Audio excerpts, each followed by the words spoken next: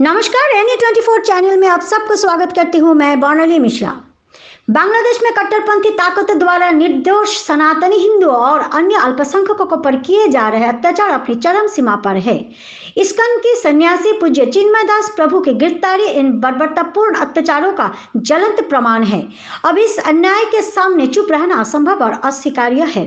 हमारी मांग साफ और दृढ़ है, कट्टरपंथी आतंकों को तुरंत समाप्त किए जाए और पूज्य चिन्मय दास प्रभु को अविलंब बिना शर्त रिहा किया जाए। इस अन्याय के खिलाफ और देश भर में चल रहे आंदोलनों के समर्थन में हम 3 दिसंबर दोपहर 12 बजे सिलचर के खुदराम मूर्ति के चरणों में एक विशाल धरना आयोजित कर रहे हैं। हम आपसे अपील करते हैं कि इस अन्याय के विरुद्ध अपनी आवाज बुलंद करने और सनातनी एकता की ताकत दिखाने के लिए बड़ी संख्या में शामिल हो। आप ये खबर देख रहे हैं NE24 चैनल से।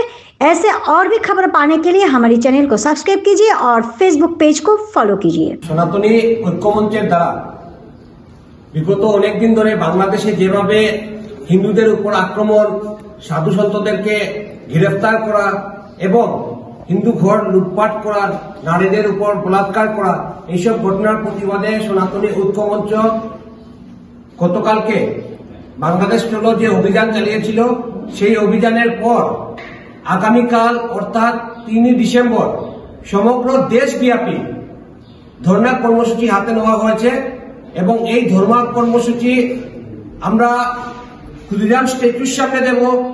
ওইখানে দুপুর 12টা থেকে আমরা এই ধর্ণা কর্মসূচি আমরা শুরু করব এবং এই কর্মসূচিতে সকল সনাতনী ভাই বোনদের উপস্থিত থাকার জন্য মঞ্চের পক্ষ থেকে আবেদন রইল।